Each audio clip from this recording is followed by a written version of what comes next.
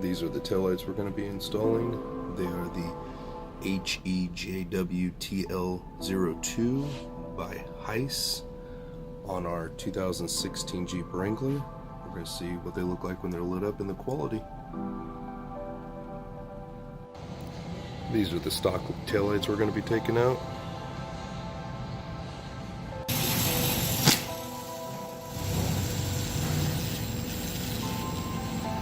Here's the back of the Heise wiring harness.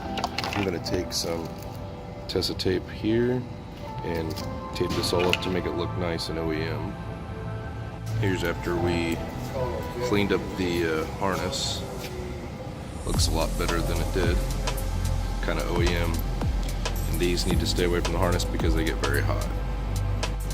Mounted the resistor pack up against there so it doesn't get anywhere near the wiring harness to cause any heat to burn through.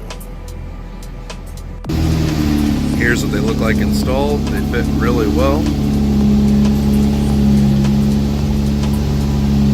There's the brake, reverse light.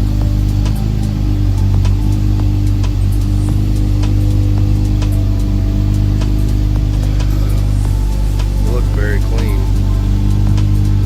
And over here, the tail light looks like.